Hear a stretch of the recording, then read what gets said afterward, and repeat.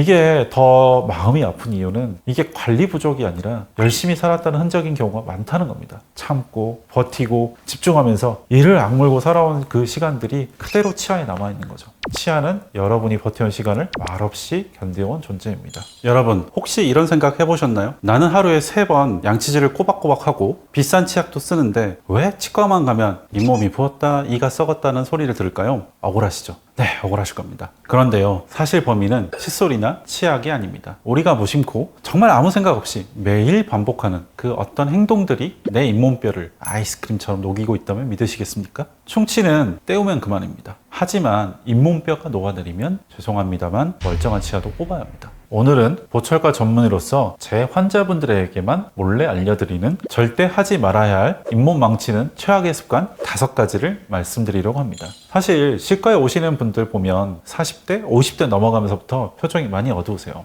원장님 제 이빨 이제 다 끝났어요. 임플란트밖에 답이 없을 것 같아요. 하시면서 한숨부터 쉬시거든요. 잇몸이 내려앉고 이가 시리고 이가 아프시고 하니까 이제 나도 늙었구나 하시면서 체면하시는 거죠. 그런데 여러분, 제가 보철과 전문의로서 딱 말씀드리겠습니다. 잇몸 좀 내려갔다고 이가 하나 빠졌다고 인생 끝난 거 아닙니다. 오히려 지금이 기회입니다. 어쩌면 지금 이 순간이 여러분의 남은 50년 치아 인생을 결정할 골든 타임입니다. 지금부터 제가 말씀드리는 나쁜 습관만 멈추셔도 여러분은 10년 더 맛있는 갈비 뜯으시면서 사실 수 있습니다. 늦었다고 생각할 때가 진짜 늦은 게 아니라 가장 드라마틱하게 좋아질 수 있는 타이밍이라는 거 꼭 기억해 주세요. 하지만 희망 고문만 할 수는 없으니까 팩트 체크는 좀 하고 갈게요. 우리 몸은 참 야속하게도 30대 중반만 넘어가면 노화가 시작됩니다. 피부에 주름 생기고 잇몸의 탄력도 떨어지고 뼈의 밀도도 낮아져요. 이건 어쩔 수 없는 자연의 섭리입니다. 특히 여성분들 폐경기 오거나 남성분들 만성질환 생기기 시작하면 잇몸뼈가 예전처럼 단단하게 치아를 잡아주지 못해요. 예전엔 돌도 씹어먹던 내가 이제는 오징어 한 마리도 부담스러워지는 게 당연한 겁니다. 이런 상태에서 젊었을 때 하던 습관 그대로 치아를 쓴다? 그건 마치 낡은 건물 기둥에다가 망치질을 계속하는 거나 다름없어요. 잇몸뼈가 버티질 못하고 무너져 내리는 거죠. 그래서 지금부터 말씀드린 습관 교정이 필수적이라는 겁니다. 자, 그럼 당장 멈춰야 할 습관 첫 번째는 바로 분노의 양치질입니다. 한국 사람들 성격 급하죠. 양치질을 무슨 화장실 청소하듯이 빡빡빡빡 문지르는 분들 계세요. 이렇게 옆으로 톱질하듯이 닦으면 치아 목 부분이 패여서 도끼로 찍은 것처럼 됩니다. 이걸 치경부 마모증이라고 하는데 이러면 잇몸이 도망가요. 위로 쑥 올라가 버려서 뿌리가 다 드러납니다. 제발 칫솔은 빗자루질 하듯이 위아래로 부드럽게 아래로 위로 쓸어서 올려주세요. 두 번째, 식사하시고 습관적으로 이쑤시개 찾으시는 분들 계시죠? 그거 제발 쓰지 마세요. 이쑤시개는 치아 사이를 벌어지게 만드는 주범입니다. 잇몸을 찔러서 피나고 상처나면 거기에 세균이 들어가서 염증이 생깁니다. 이쑤시개는 그냥 과일 찍어 드실 때만 쓰시고 반드시 치실이나 본인 사이즈에 맞는 치간 칫솔을 쓰세요. 치간 칫솔이 들어갈 때 그 시원함 한번 맛들리면 이쑤시개 쳐다안 봅니다. 세 번째는 얼음 깨먹기나 즐긴 음식 즐기기입니다. 더울 때 아드득 하고 얼음 깨 드시는 분들 많죠? 그거 스트레스 풀리는 소리가 아니라 치아에 금 가는 소리입니다. 우리 치아는 이 유리랑 비슷해서요. 계속 충격을 주면 미세한 실금이 가다가 어느 날 쩍 하고 갈아집니다.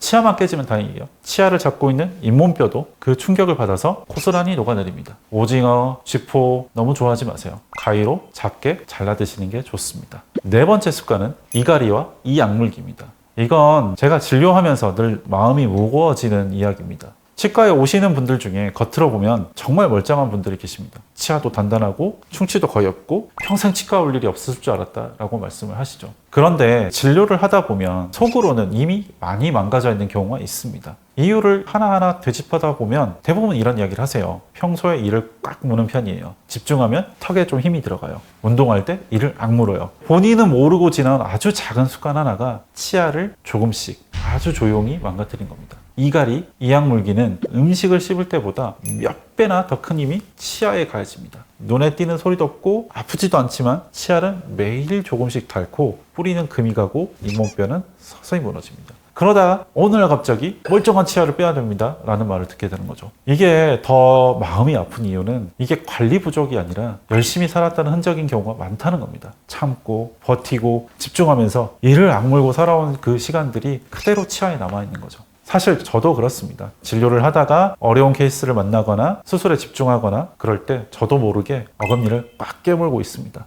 그래서 퇴근할 때 턱이 뻐근한 날도 많습니다. 치과 의사인 저도 그런데 여러분은 얼마나 더 그러시겠습니까? 그래서 저는 진료가 끝나면 턱을 좀 풀어주고 필요하면 잘 때 스플린트 같은 것도 사용합니다. 이건 약한 게 아니라 지켜내기 위한 선택입니다. 이 영상을 보고 계신 여러분들도 오늘 하루를 떠올려 보세요. 유난히 이를 꽉 깨물고 계신 순간이 있지 않으신가요? 지금 이 순간 턱에 들어간 힘을 한번 풀고 천천히 숨을 들이마셨다가 내쉬어 보세요. 치아는 여러분이 버텨온 시간을 말없이 견뎌온 존재입니다. 이제는 조금 덜 아프게, 조금 더 오래 함께 가게 해주세요. 마지막 5번째, 이거는 보철과 전문의로서 경고에 가깝게 말씀드립니다. 바로 빠진 치아 방치하기입니다. 어금니 하나 빠졌는데 밥 먹는데 지장 하나 남네? 돈 아까우니까 나중에 하지 뭐. 이렇게 생각하고 1년, 2년 미루시는 분들 계시죠? 이거 나중에 진짜 피눈물 납니다. 치아는 빈 공간이 생기면 그쪽으로 이게 쓰러지려는 성질이 있습니다. 옆에 치아 같은 경우는 쓰러지고 맞물리는 위쪽 치아는 아래로 내려옵니다. 도미노처럼 치열 전체가 와르르르 무너지는 거예요. 나중에 임플란트 하려고 오셔도 공간이 없어서 못 심어요. 그럼 어떻게 하냐? 쓰러진 치아를 신경치료해서 깎거나 교정을 해서 공간을 벌리거나 이렇게 해서 치료비가 2배, 3배 듭니다. 치아 하나 빠졌을 때 바로 채워 넣는 게 가장 돈 버는 길입니다.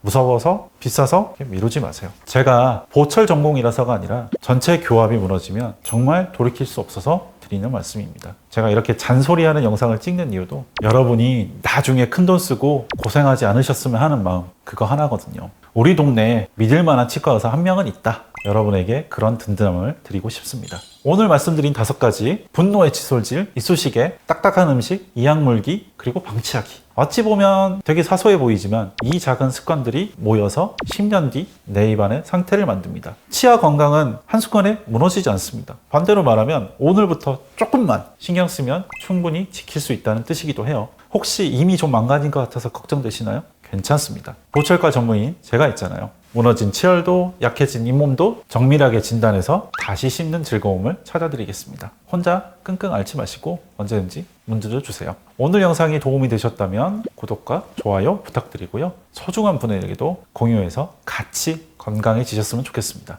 지금까지 군포에서 여러분의 치아 건강을 응원하는 치아 건축가 김광현 원장이었습니다. 감사합니다.